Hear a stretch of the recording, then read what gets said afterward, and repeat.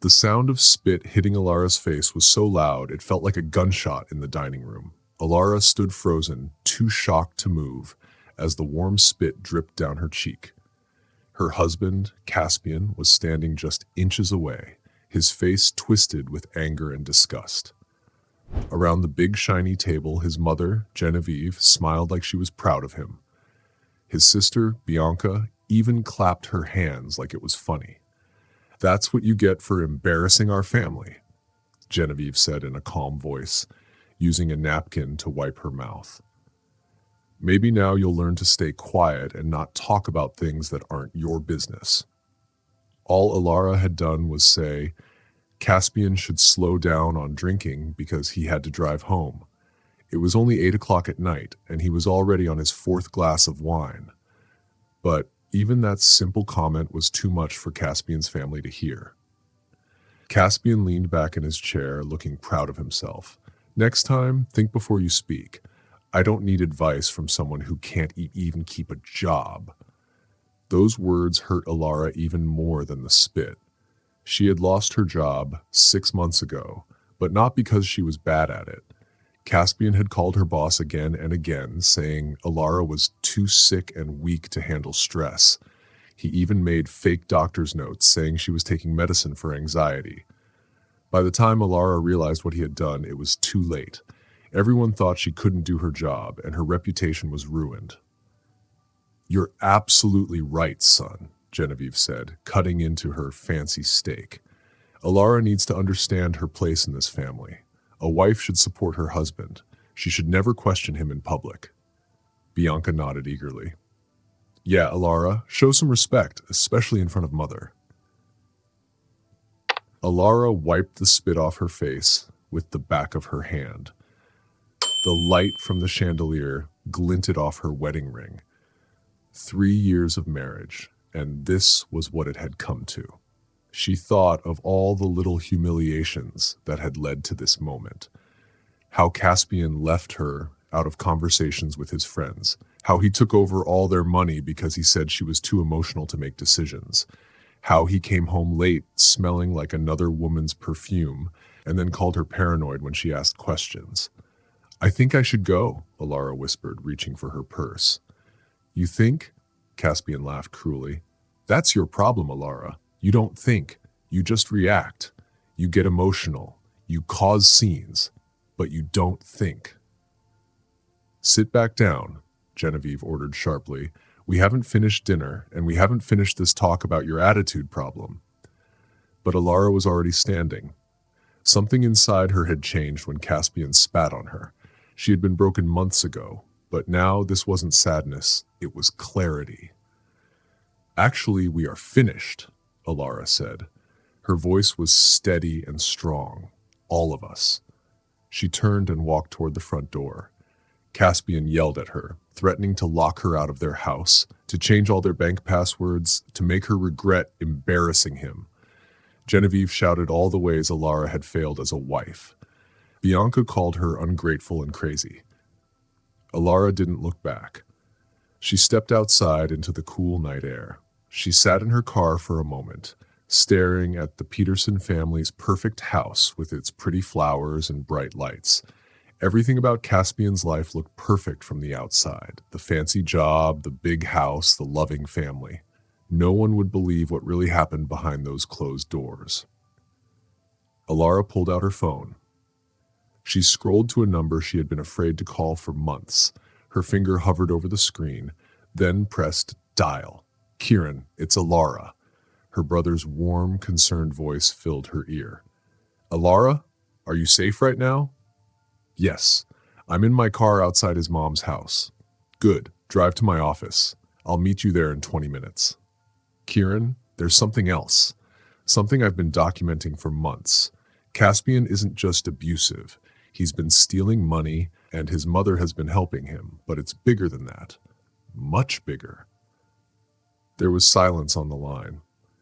Then Kieran asked quietly, "How much bigger?" Alara looked back at the house. Caspian was probably inside bragging about how he'd put her in her place. She thought about the files hidden in her safety deposit box, The recordings on her phone, the financial documents she had been collecting. Big enough to destroy all of them, she whispered. She started her car and drove away from the Petersons' house for the last time. She wasn't running away. Not anymore. She was running toward justice, toward freedom, toward revenge for every cruel thing they'd done to her. Kieran's law office felt safe and calm compared to the Peterson home. Alara sat in a chair across from her brother's desk, watching him pace back and forth as she told him everything. His jaw clenched tighter with each new detail, his fists curling whenever she mentioned Caspian's abuse. "He spit in your face?" Kieran asked, stopping in front of her. "And they clapped," Alara said, her voice steady now. "His mother said I deserved it." Kieran's face turned red with anger. Alara reached into her purse and pulled out her phone. She showed him a folder labeled Evidence. Inside were dozens of recordings, photos, and documents. "I've been gathering this for 4 months," she explained. "Ever since I found out about Jade." "Who's Jade?" "Our neighbor. Caspian has been having an affair with her since last Christmas, but when I confronted him, he called me crazy. He even made me see a psychiatrist and told everyone I was paranoid." Kieran sat down heavily. "Alara, why didn't you call me sooner?" "Because I needed proof. Real proof. Caspian is smart. His family has money and connections. If I left without proof, he would have destroyed me." She was right. Caspian worked at one of the most powerful investment companies in the city, and his family had friends in law and business everywhere. "What kind of proof are we talking about?" Kieran asked. Alara pulled a flash drive from her purse. "Financial records. Caspian has been stealing money from his clients and hiding it in secret bank accounts. His mother is helping him through her charity." Kieran plugged the drive into his computer. His expression grew darker with every file he opened. "Alara, this is federal-level fraud. How did you even get all this?" "Caspian keeps his laptop at home. He never thought I'd understand what he was doing. I've been copying his files for weeks and taking pictures of papers he brings home. I even recorded him bragging about it." Alara played one of the recordings. Caspian's drunken voice filled the office. "The old ladies at Mom's charity don't know the difference between a donation and an investment. We've got them putting money into accounts they think help orphans in Africa. Meanwhile, I'm buying myself a new BMW." Kieran shook his head. "This could put him in prison for years. But Alara, this is dangerous. You shouldn't have been doing this alone." "I know, but I had to. Caspian and Genevieve are planning something. I found emails about having me committed. They want to say I'm crazy so they can take my inheritance from Grandma Rose." Alara explained how her grandmother left her nearly $200,000, locked in a trust Caspian couldn't touch, unless Alara was declared mentally unstable. Caspian and Genevieve had been planning to take it for months, setting her up with fake doctor visits, police calls, and even a fake arrest. "Wait, you were arrested?" Kieran asked, shocked. 3 weeks ago, Caspian called the police and said I was threatening myself. When they came, I was just crying, but he convinced them I was dangerous, so they took me away for evaluation." Kieran read through more files on the flash drive, his face growing pale. "Alara, this is even worse than I thought. These accounts show money from dozens of women all over the state, all going into the same secret account." Alara frowned. "What do you mean?" "I think Caspian and his mother are scamming women, maybe widows, divorced women, abuse victims, people who are hurting and need help." Alara's stomach turned. Genevieve's charity worked with women's support groups. How many women had she betrayed? How many lives had they destroyed? "There's more," Alara whispered. She pulled out an old phone she bought secretly. "I called some of these women, pretending I was doing a survey. Kieran, they all told the same story. Genevieve introduced them to men who acted perfect, kind, supportive, loving. But then those men stole their money, made them invest in fake businesses, borrowed cash for fake emergencies, and when the women found out, the men disappeared." Kieran stood up and stared out the window at the glowing city. How many women? At least 30 that I found in the records. But Kieran, I think some of them didn't just lose money. I think some of them disappeared completely. She showed him a missing persons report for a woman named Daphne Rossi. She'd emptied her savings to help her boyfriend, Caspian Peterson, before vanishing. Alara, we need to go to the police tonight. Not yet, Alara said firmly. We need enough proof to protect every victim and bring them all down at once. She joined Kieran at the window, looking out at the peaceful city lights. Somewhere out there were more women being hurt right now by Caspian and Genevieve's network of lies. I want them destroyed, Alara said. Not just fined, not just divorced. I want them to pay every woman they've ruined. Kieran looked at her sadly. And what about you? What do you want for yourself? Alara touched her cheek where Caspian had spit on her. The sting was fading, but it was turning into something else. Strength. I want my life back, she said softly. My real life. But first, I want revenge. Alara spent the next morning at the public library, sitting at one of their computers. She wanted to learn more about Genevieve Peterson's charity work. But what Alara found made her feel sick to her stomach. The Peterson Family Foundation said it was a charity that helped women leave dangerous and abusive relationships. Their website looked very nice and professional and like. It even had pictures of Genevieve getting awards and smiling with important people. There were also many thank you messages from women who said Genevieve had saved their lives. But when Alara compared the names of the women who gave those thank you messages to the financial records she had secretly copied, she noticed something very strange. Every single one of those women had sent a lot of money to secret bank accounts owned by Caspian. This is so smart, but so evil, Alara whispered to herself, shocked by what she was learning. Genevieve had been using real support groups to find women who were already scared and needed help. Then she would slowly separate these women from their family and friends, making them depend only on Genevieve's group. Genevieve would introduce these women to men, Caspian and other dangerous men who followed the same plan. They acted nice at first, but ended up hurting and stealing from these women. Alara's phone buzzed with a text from Caspian. Where are you? We need to talk about last night. Alara ignored it and kept working. She went through the charity's tax papers and found 3 more organizations in other towns that looked just like Genevieve's charity. They all claimed to help women in trouble, but all of them sent their money to the same secret bank accounts. Then her phone rang. It was Kieran, the lawyer who was helping her. I stayed up all night looking at those financial papers you gave me, Kieran said quickly.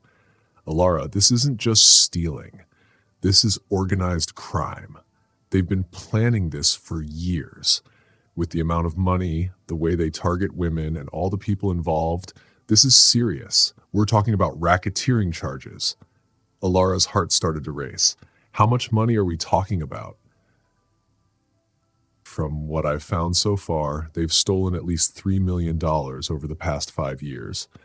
But I'm sure there's more we haven't seen yet. Alara felt dizzy. She knew Caspian was stealing, but she never imagined he had taken that much money. There's more, Kieran said. I asked a friend to do a background check on Genevieve and Caspian. You're not going to believe this. Genevieve's first husband died in a suicide 15 years ago. He was found in the garage with the car running. The police said it was suicide, but his family thought it was suspicious because he had been asking Genevieve questions about money before he died. Genevieve used his life insurance money to start her charity. Alara's stomach twisted in fear. How many lives had Genevieve destroyed to build this evil network? Another text popped up from Caspian. If you don't come home tonight, I'm reporting you missing. Your behavior is becoming erratic and dangerous. Even now, Caspian was trying to make her look like the crazy one. Kieran, Alara whispered into the phone, I have to go back to the house. I need more proof before Caspian finds out what I'm doing. Alara, no. It's too dangerous, Kieran said firmly. He's at work until 6. I'll be quick. I'll copy more files and get the documents from the safe. If he catches you, he won't, Alara cut in. And even if he does, I have recordings of him admitting to the affairs and the fraud. He can't hurt me without exposing himself. They both knew that wasn't completely true. Caspian had hurt her before, and he could do worse. But Alara couldn't stop now. She was too close to the truth. She drove home carefully, checking her mirrors every few seconds to make sure Caspian wasn't following her. When she arrived, the house looked perfect, like a picture in a magazine, cold and empty. Alara went straight to Caspian's office and turned on his laptop. This time, she wasn't just looking for money records. She was looking for proof that Caspian and Genevieve had been working with other bad people. What she found made her feel sick again. Caspian kept detailed profiles of every woman he had tricked.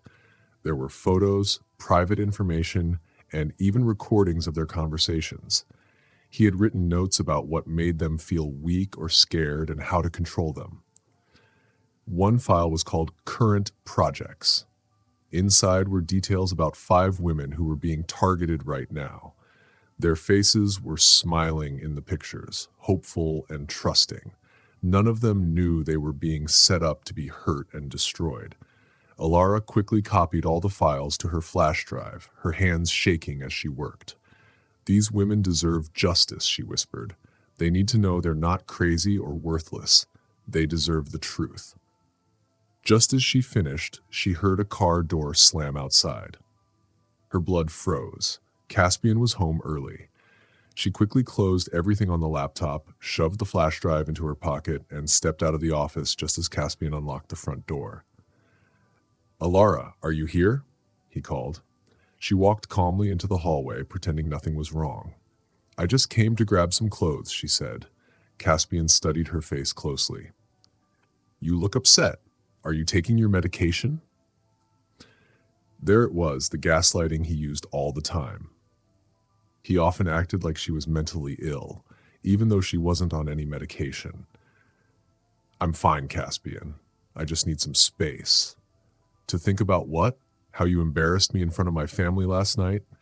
He stepped closer and Alara could smell alcohol on his breath. "I think we both said things we didn't mean," she said softly. Caspian smirked. I meant every word, and so did you, apparently. I got an interesting call today. Someone's been asking questions about my client's accounts." Alara's stomach dropped. "I don't know what you're talking about. Don't you?" Caspian showed her his phone. It had 3 calls to his company's number from Alara's phone. "Want to explain this?" "I didn't call your office," she said quickly. "Stop lying." He grabbed her wrist hard, making her flinch. "What did you tell them?" Alara realized with horror that Caspian thought she was behind another investigation he didn't know about. Someone else was digging into his company. "I swear, I didn't call anyone." Caspian let go of her wrist and glared at her. "Pack a bag. You're staying at my mother's for a while until you learn how to be a supportive wife." "I'm not going anywhere with Genevieve." "Yes, you are. Because if you don't, I'll have you locked in a psychiatric hospital. And this time it won't be temporary." Alara stared at him and saw fear in his eyes. Caspian was scared, which made him more dangerous than ever, but it also meant his empire was crumbling. "Okay," she whispered. "I'll pack a bag." As she gathered her clothes, she realized something big was happening. Someone else was investigating Caspian's company, maybe even the FBI. This was bigger than just revenge. Genevieve and Caspian's whole empire might finally fall. At Genevieve's house, things got worse. Genevieve smiled sweetly and told Alara she had a psychiatrist appointment tomorrow. "What situation is that?" Alara asked. Genevieve's smile tightened. "Women who've lost touch with reality, women who accuse their loving husbands of terrible things, women who need help." Alara could see how other women had been fooled. Genevieve made it sound like being mentally ill was a weakness and a shame. "I don't think I need to see a psychiatrist," Alara said carefully. "I'm afraid it's not optional." Genevieve said coldly. Caspian is worried about you, and as your husband, he can make sure you get help. Dinner will be ready in an hour. Try to look nice for family meals. When Genevieve left, Alara quickly began recording on her phone.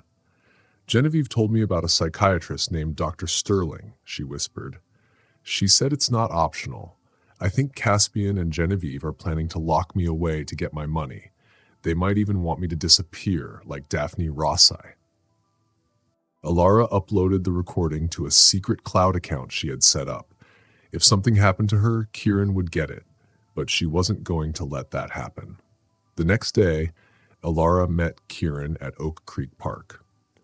The park was quiet. Kieran sat at a picnic table with his laptop, looking serious. Alara had escaped Genevieve's house by pretending she needed to run an errand. You look terrible, Kieran said. Genevieve and Caspian are planning to have me locked up tomorrow. She told him. Not if I can help it, Kieran growled. It's worse than that. I think they've done this to other women, and some of them are gone for good. Kieran opened his laptop and showed her files. Remember, I said someone else was investigating Caspian? It's the FBI.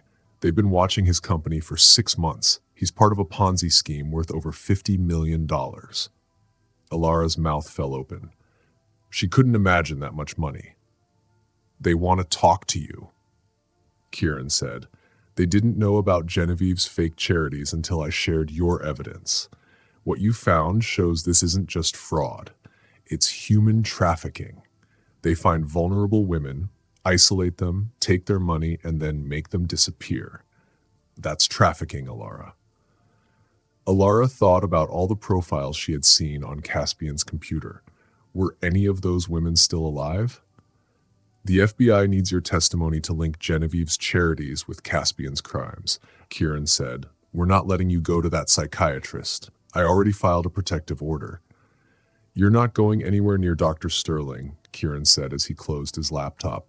He looked at his sister, Alara, very seriously. But Alara, Kieran added, you need to understand something. Once we do this, there's no going back. Caspian and Genevieve will know you're the one who exposed them. They'll try to destroy you. They're already planning to destroy me. But this is different. Kef is bought. Right now, they think you're weak and harmless. Once they find out you've been collecting evidence against them for months, they'll see you as a big threat. And threats are something they try to eliminate. Alara sat quietly and thought about this. She thought about all the women Genevieve's group had hurt. Women who didn't even know that their support group was actually a trap to find victims for terrible people. How many women could we save if I helped the FBI? Alara asked softly.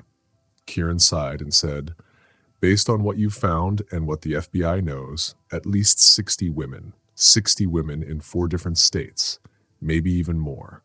60 women who deserve justice. 60 women who need to know that none of this was their fault, that they're not worthless or crazy. Alara looked down. When does the FBI want to meet with me? Tonight, Kieran said. There's a safe house about an hour away. They want to hear everything you know and get all your evidence into their system. What about protective custody? Alara asked. That's up to you, Kieran explained. They can keep you safe, but it would mean disappearing completely until Caspian and Genevieve go to trial. Alara's eyes widened. How long would that take? Kieran frowned. Probably 2 years. 2 years of hiding while their network keeps hurting people. 2 years of staying away from everyone you know. Alara shook her head. Is there another choice? Kieran hesitated. There is, but it's very dangerous. What is it? Alara asked. They could use you as bait, Kieran said quietly. You'd live your normal life, but the FBI would watch you closely. We'd let Caspian and Genevieve think they're still in control while we secretly gather more evidence. Alara's voice trembled. What kind of evidence?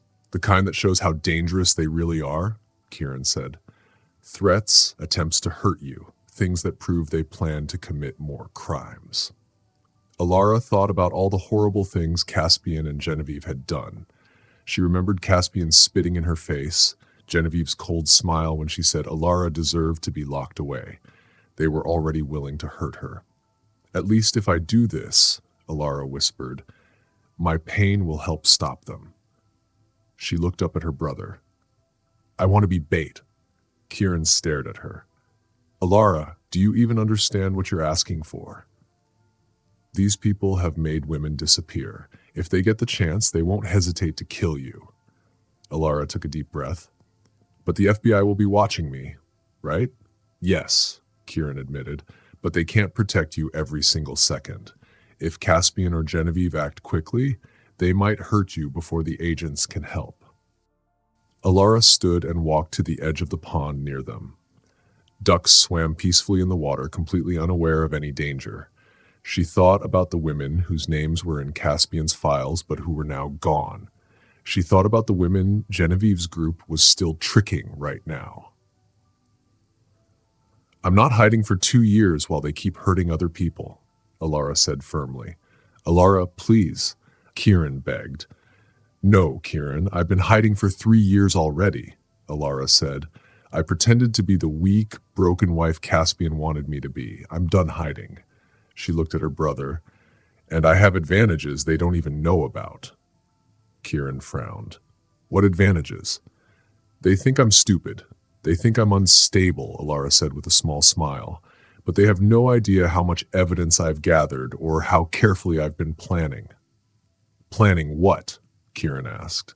Alara's smile grew colder. "My revenge." She told Kieran about the secret recordings she had made, the copies of financial documents she had hidden, and the list of other victims she had put together. She explained how she had been carefully building a case against Caspian and Genevieve for months.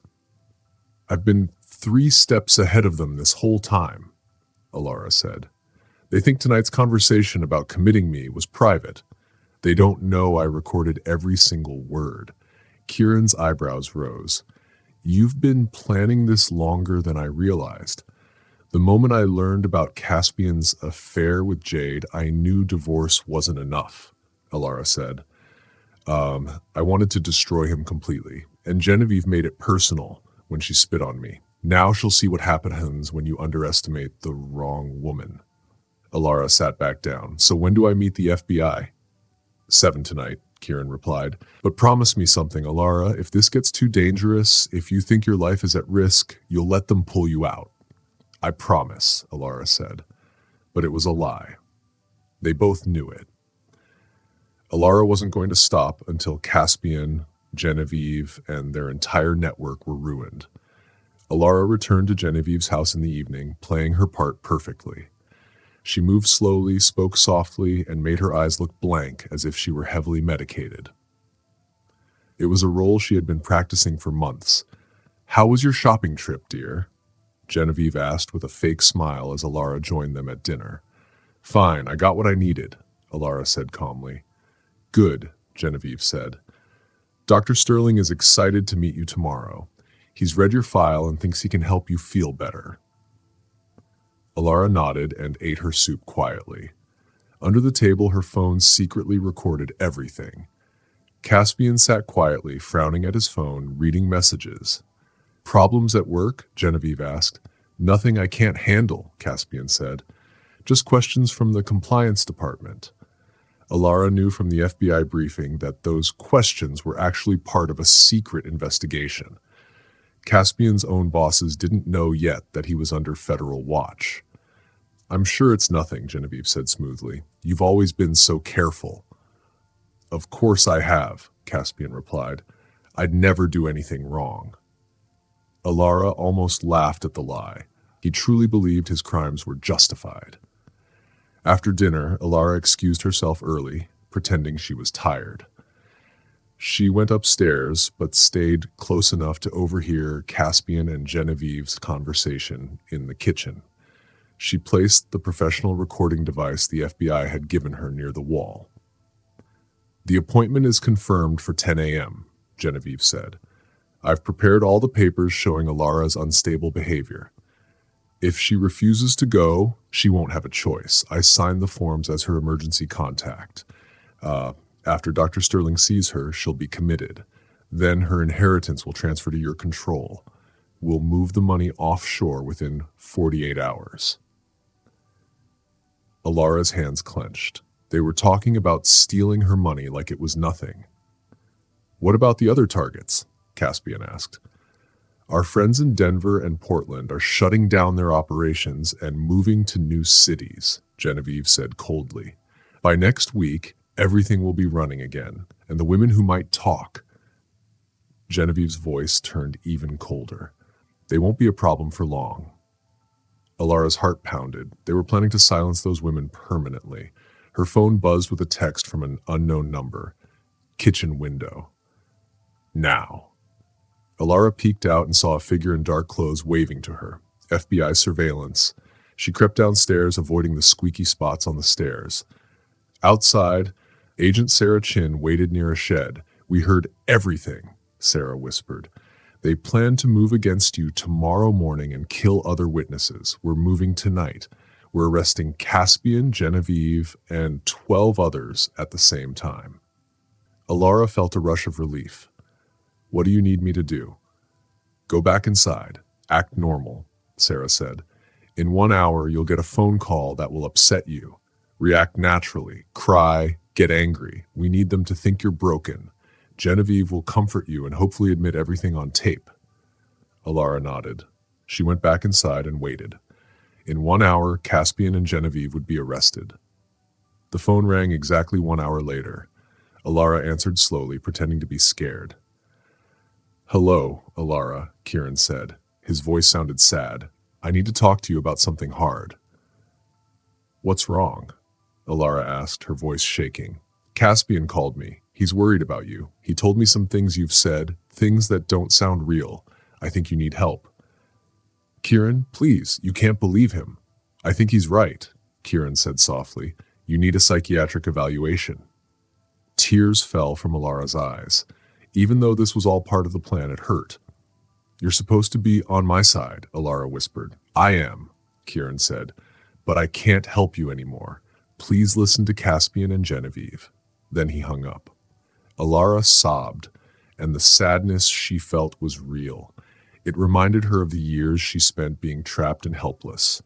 Minutes later, Genevieve knocked. Alara, honey, are you okay? Genevieve entered with tea and tissues, pretending to be caring. Was that Kieran? What did he say? Alara wiped her tears.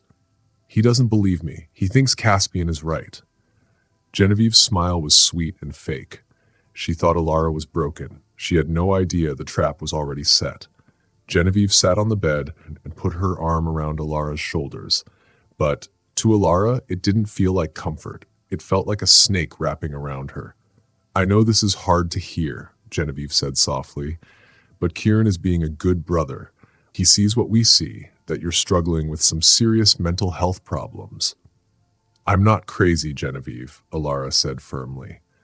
Of course, you're not crazy, Genevieve said, her voice calm and gentle. You're sick. There's a difference. Mental illness isn't your fault. It's a medical problem and it needs treatment. Alara realized Genevieve was using the same calm, soothing voice she had probably used with many other women before. She spoke in a way that seemed kind and reasonable, but Alara knew Genevieve was trying to twist the truth and make her doubt herself. But what if the doctor wants to keep me in the hospital? Alara asked carefully. Then that's what's best for you, Genevieve said sweetly. You've been saying wild things about your husband. You've been paranoid and suspicious. You've even lost your job. These are signs of a serious mental breakdown. Every single word Genevieve said was being recorded by the hidden device in Alara's pocket. Genevieve thought she was building a case to have Alara locked in a hospital, but she was actually recording evidence of her own crimes. I just feel so alone, Alara whispered. You're not alone, sweetheart, Genevieve said. Caspian and I are here for you. We'll make sure you get the help you need, even if you can't see it right now. What about my money while I'm in treatment? Alara asked carefully. Genevieve's hand tightened on her shoulder. Don't worry about that. Caspian will take care of everything while you get better. But what if I stay in the hospital for a long time? Then Caspian will handle everything for as long as needed. That's what a loving husband does. Alara looked up at Genevieve with wide, trusting eyes. You really think this is best for me? I know it is, dear, Genevieve said with a warm smile. Tomorrow morning, Dr. Sterling will help you understand why you feel so angry and confused. Then we can start your treatment. You deserve it. The word deserve sounded like a threat. Genevieve wanted Alara locked away, not because she cared, but because Alara had dared to question Caspian's control.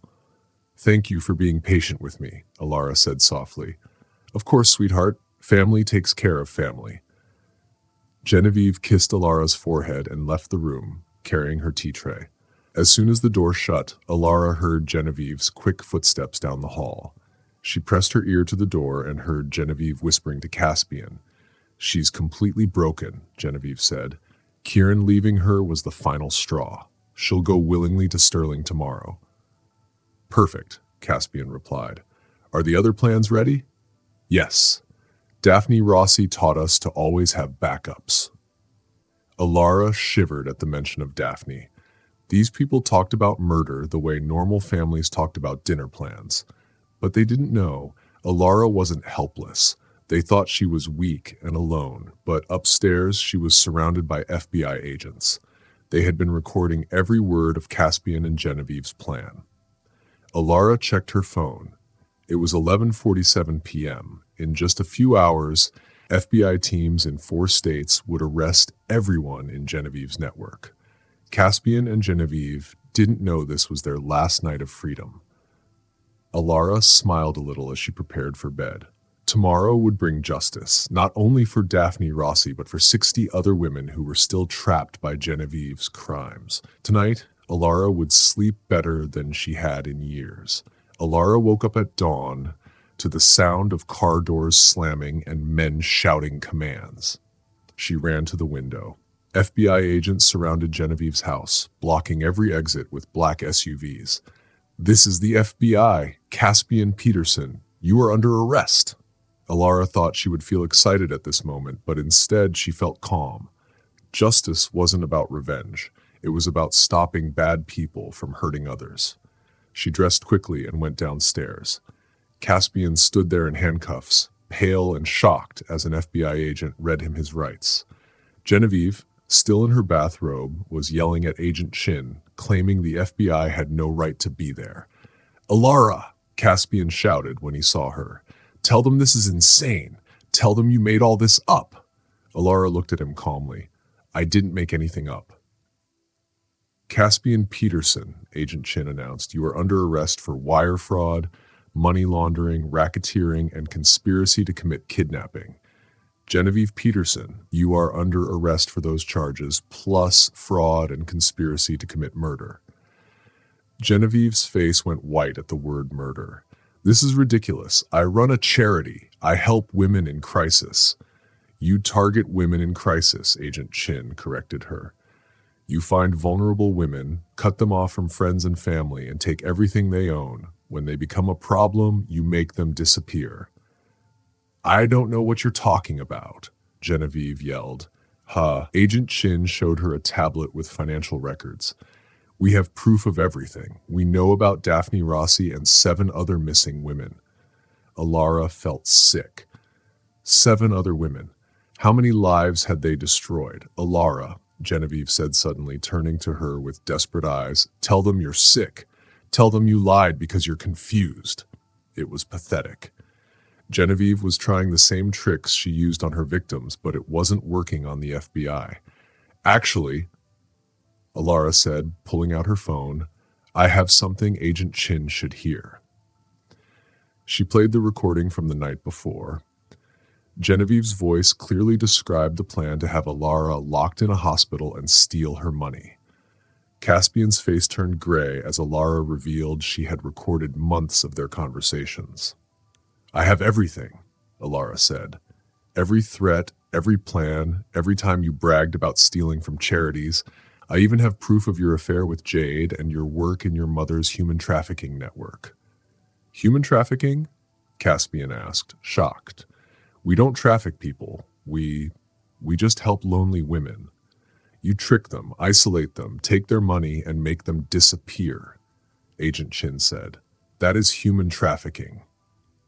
Alara could see Caspian finally realize how serious this was. But Genevieve wasn't surprised. She had known all along. How long have you been working with them? Genevieve spat. Since the night you and Caspian decided I deserved to be spit on, Alara said coldly. You ungrateful little... Genevieve hissed. We gave you everything. A home, security, a family. You gave me 3 years of torture, Alara said. You tried to convince me I was insane just so you could take my inheritance. Genevieve glared at her with fury. You destroyed your own family. I didn't destroy this family, Alara said calmly. I exposed it. Agent Chin stepped forward. We need to take them in now. Alara, are you ready to come with us? Alara nodded. Caspian and Genevieve were led to separate vehicles. Alara, Caspian shouted, please, we can fix this. We can go to counseling. Start over. I love you. For a moment, Alara felt like her old self, the woman who had once believed Caspian's lies, who thought abuse was her fault. But then she remembered Daphne Rossi, the other victims, and the recording of Caspian bragging about stealing from elderly people. No, Caspian, Alara said firmly. You never loved me. You just loved controlling me. She turned away and walked to Agent Chin's car.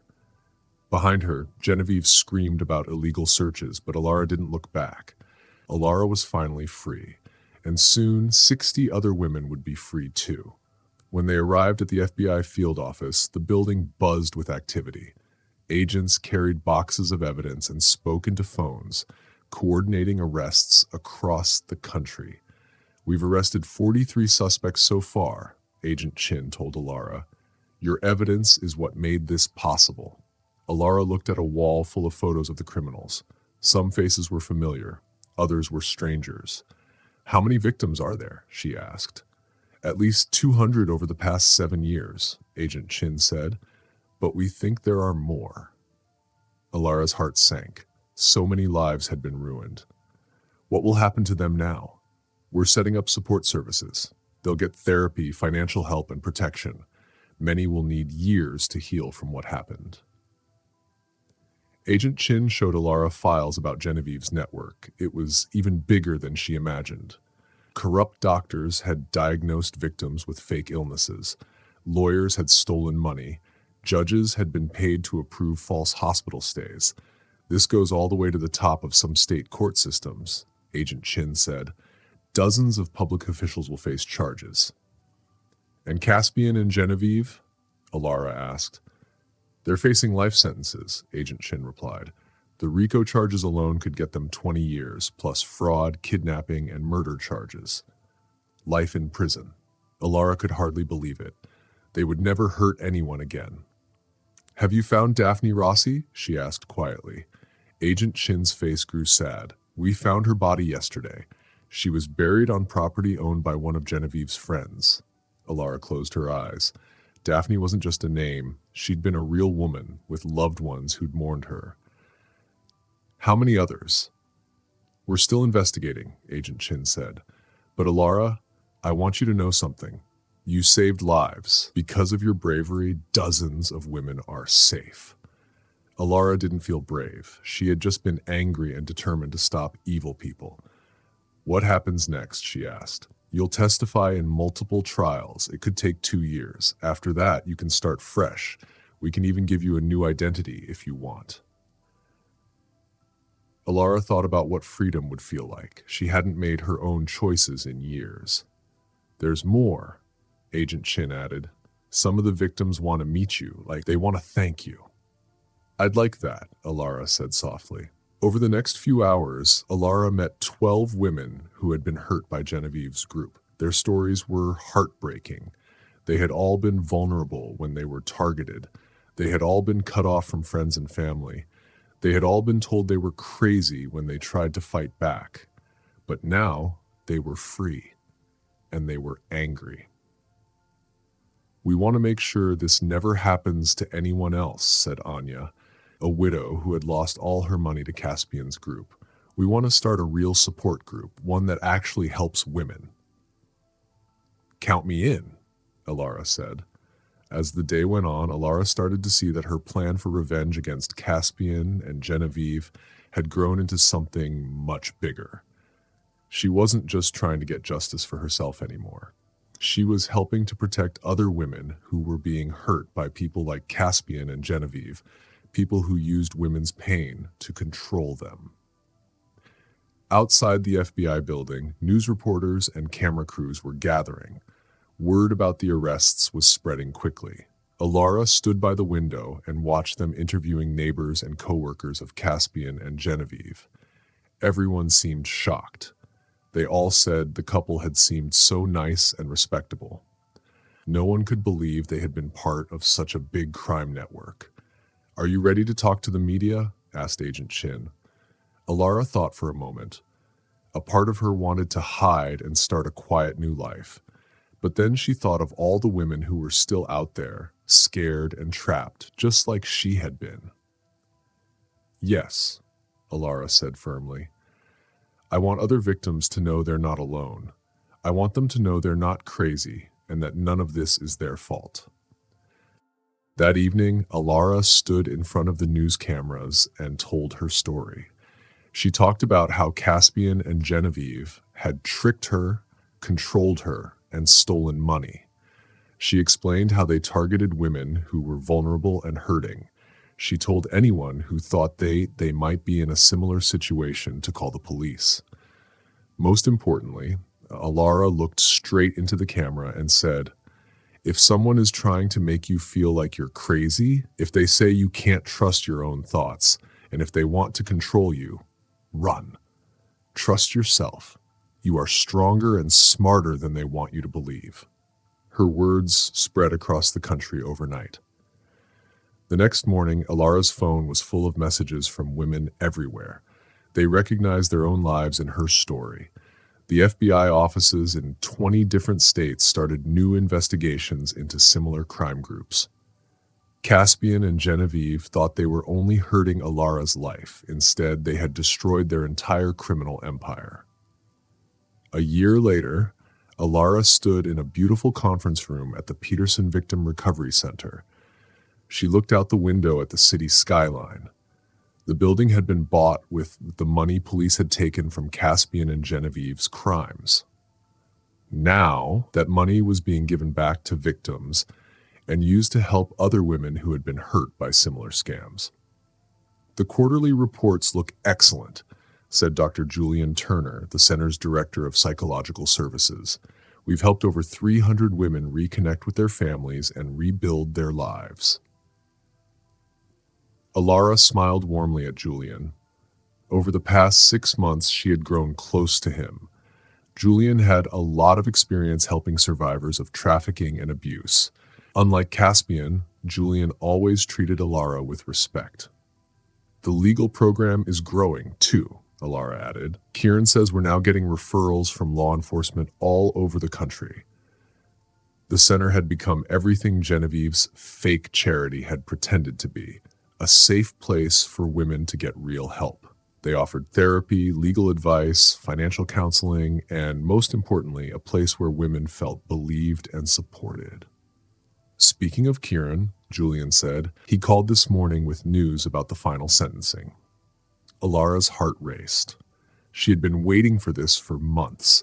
Caspian and Genevieve's trials had lasted all year because there were so many victims and crimes to uncover. Caspian got 45 years, Julian said. Genevieve got life without parole. Alara felt a mix of emotions: relief that they could never hurt anyone again, sadness for all the lives they had destroyed, and satisfaction that justice had been served. "And the others?" Alara asked. "Most of them got 10 years to life," Julian replied. "The judge said it was one of the biggest criminal networks she'd ever seen." Alara walked to the window. She thought about all the women who were now safe because of the arrests. She thought of the children who wouldn't grow up in fear and the families who hadn't lost their loved ones. "Alara." "Alara," Julian said softly, standing beside her. How do you feel about all this? Alara took a deep breath and smiled. Free, she said. For the first time since I met Caspian, I feel completely free. Julian reached for her hand. What had started as a gesture of comfort had grown into something deeper. What do you want to do with that freedom? Julian asked gently. Alara thought about it. For so long, she had only been focused on surviving, then on revenge, and then on justice. Now, she could finally think about happiness. I want to keep doing this, she said. I want to help other women find their freedom too. Alara looked at Julian and saw the kindness and respect in his eyes, the opposite of how Caspian had ever treated her. Slowly, over the months, their friendship had turned into something more. I want to be happy, really happy, not just safe, she admitted. Julian smiled softly. I'd like to help with that, if you'll let me. Alara leaned in and kissed him, feeling the difference between love that controlled her and love that lifted her up. Caspian had tried to break her down. Julian encouraged her to be strong and smart. Just then, there was a knock at the door. Anya, a woman who had lost her life savings to Caspian and Genevieve's network, peeked in. Alara, you need to see this. They're talking about the Peterson case on the national morning show. Everyone hurried to the conference room. On the TV, a panel of experts discussed the case. The Peterson case is a new example of how we can fight organized crime, said the FBI's assistant director.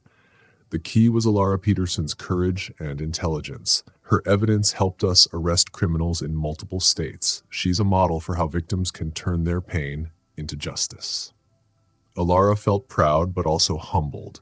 She hadn't started this to be a hero. She had just wanted to stop people from hurting others. What's next? A reporter asked. We're already seeing other groups like this around the country, the director said. Because Alara spoke out, more women are coming forward. There will be more arrests soon. The TV showed Alara's first press conference, where she had looked straight into the camera and told victims to trust their instincts. You started something big, Julian whispered. Alara nodded. The Peterson Victim Recovery Center was only the beginning. They were now creating training programs for police, educational materials for women, and even planning more centers like this one in other cities. Just then, a young woman appeared at the door. Miss Peterson, I'm sorry to interrupt, but someone's here to see you. She said she drove all night after seeing you on TV. Alara followed her to the lobby. A tired woman in her 30s was sitting there, clutching a folder full of papers. Are you Alara Peterson? She asked nervously. Yes, Alara said kindly. My name is Simone Thorne, the woman whispered. I think my husband is doing to me what Caspian did to you. Alara sat beside her, seeing the fear in Simone's eyes. Tell me what's happening. Simone shared her story. The financial control, the way her husband isolated her, and how he made her feel like she was losing her mind. Alara felt that familiar anger rise inside her, but now she had power. She had a team, a center, and resources. Simone, listen to me, Alara said softly. You're not crazy. You're not imagining this, and you are not alone. Alara spent an hour with her, listening carefully and writing down every detail. She connected Simone with lawyers and counselors at the center. When their meeting ended, Simone burst into tears. I thought I was losing my mind, she said. That's what they want you to think, Alara told her. But you're stronger and smarter than they realize. Simone left with a safety plan and phone numbers to call anytime. Alara felt a deep sense of satisfaction. Her pain was helping someone else escape. Caspian had been wrong about everything. His biggest mistake was underestimating Alara Peterson. She wasn't his victim anymore. She had become a powerful force for justice, a weapon other women could use to fight back. The Peterson Victim Recovery Center was Alara's way of turning revenge into justice and pain into power. And she was just getting started.